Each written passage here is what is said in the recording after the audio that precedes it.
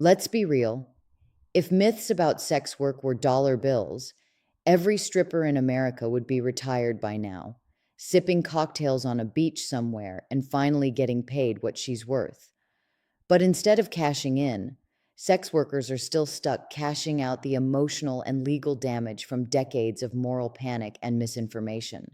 These tired narratives don't just misinform, they fuel stigma, drive harmful legislation, justify police violence, and shape the way society treats people who trade sex for survival, for empowerment, or simply because it pays the bills.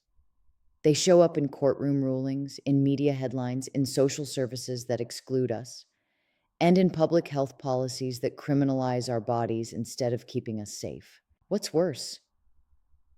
These myths aren't coming from thin air. They're actively maintained by a toxic mix of political opportunism, sensationalist journalism, and well funded organizations that confuse morality with human rights. So it's time to bust them wide open, not just with data, but with lived experience, survivor wisdom, and a solid dose of common sense. Because the truth is this: sex workers know what's best for sex workers.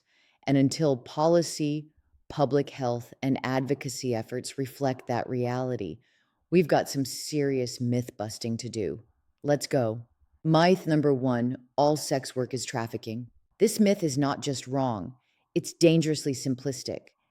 It ignores the crucial distinction between consensual labor and coerced exploitation. Trafficking involves force, fraud, or coercion, or involves minors. Adults who voluntarily engage in sex work do not fall under this definition. Conflating all sex work with trafficking silences the voices of workers advocating for rights, safety, and dignity. Policies built on this myth lead to increased policing, harmful rescue raids, and mass criminalization, none of which protect actual trafficking victims. It's like outlawing restaurants because some kitchen workers face wage theft. We don't eliminate an entire industry to solve abuse. We fix the abuse directly. Sex workers deserve the same logic. Myth number two: people can't consent to sex work. This assumption implies that sex workers lack the capacity to make their own choices, a belief steeped in paternalism and disrespect. No one's labor choices exist in a vacuum. People take jobs based on the options available to them.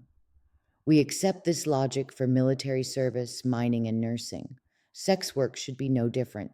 Consent doesn't vanish because money changes hands. Many sex workers exercise more control over their work boundaries than those in mainstream jobs. Denying their autonomy justifies criminalization and stigma. True empowerment means recognizing that people, even those on the margins, can make valid, informed choices. Myth number three: sex workers spread disease. This myth is rooted in centuries old stigma and fear. In reality, sex workers are often more knowledgeable and proactive about sexual health than the general public. They regularly test for STIs, use protection, and engage in harm reduction practices. What truly harms public health is criminalization. In many places, carrying condoms is used as evidence of prostitution, which discourages safer sex practices. When sex workers fear arrest, they avoid health care altogether. The real threat isn't the sex worker. It's the legal and medical systems that punish them for protecting themselves and their communities. Myth number four: all sex workers are street-based, poor women of color. While it's true that marginalized communities face disproportionate criminalization, sex work is incredibly diverse. Workers come from all racial backgrounds, gender identities, and socioeconomic classes. They work on the street, in strip clubs, online, in private venues, and more. Reducing sex work to a single stereotype invites policies based on pity and punishment rather than empowerment and support.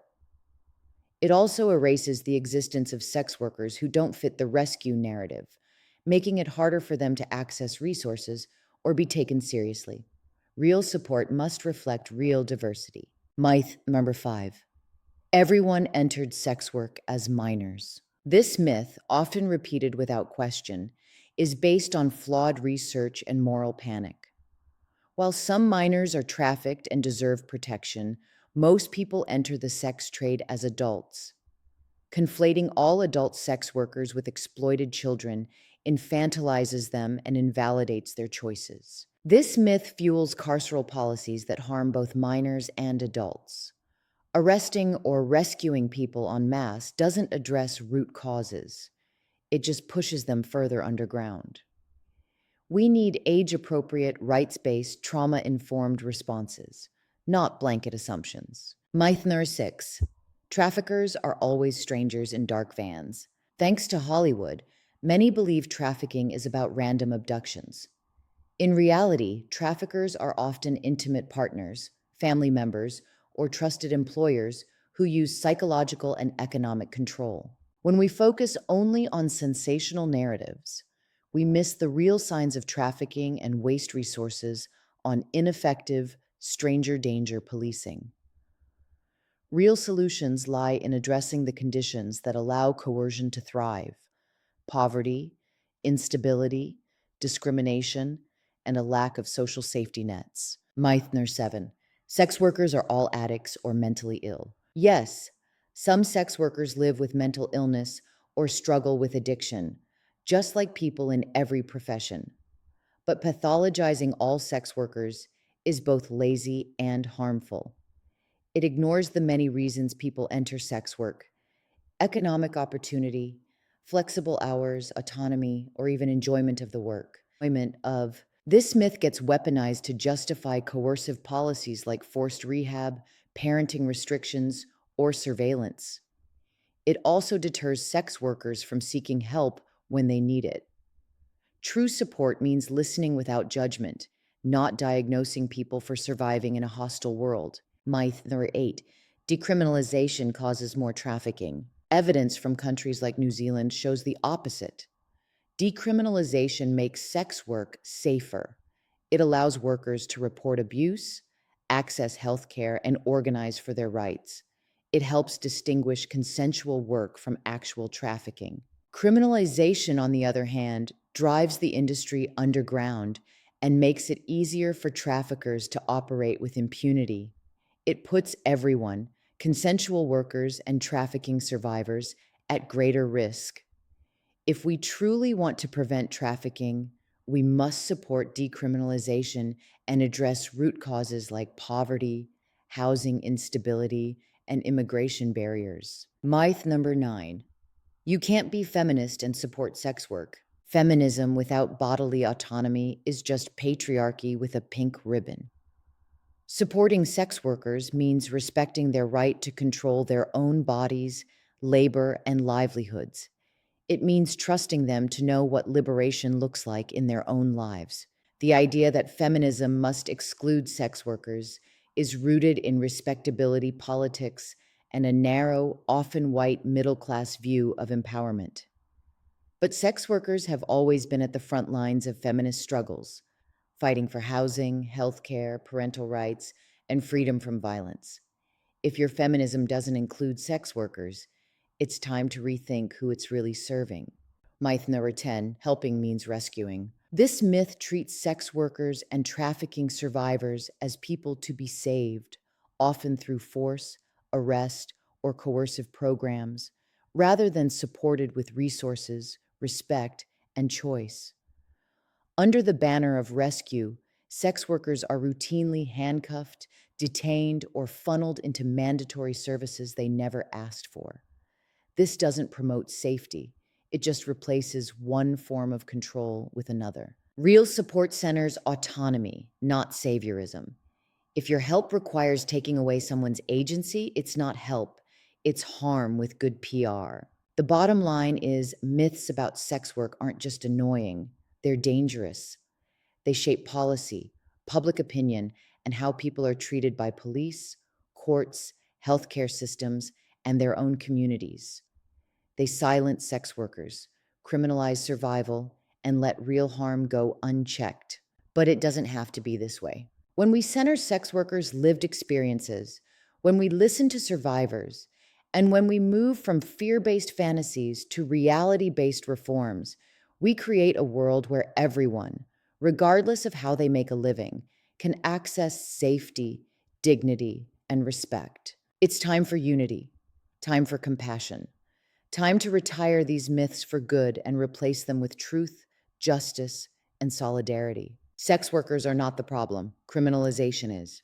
Let's build something better together. Here's why these myths are dangerous. Myths don't just sit quietly in the background, they justify criminalization and surveillance, fuel harmful rescue operations, deny access to healthcare and housing, silence survivor led solutions, and they marginalize those who don't fit the perfect victim mold. Centering sex workers and survivors is the key. Peer led support, access to non judgmental services, policy rooted in lived experience, and clear distinctions between consensual work and coercion. When we listen to those directly affected, we get better outcomes. Period. Want to know what you can do? Stop sharing sensationalized trafficking stories that conflate all sex work with abuse. Follow and fund sex worker led orgs. Support decriminalization and labor rights. Challenge stigma in conversations, yes, even at brunch. Learn the difference between saving and supporting. One involves ego, the other, equity. Sex workers aren't a myth, but the stories told about them too often are. It's time to stop letting ignorance set policy. Let's build a world where safety, dignity, and self determination come standard, no matter how someone earns a living. Want to support our work? Donate at swapbehindbars.org.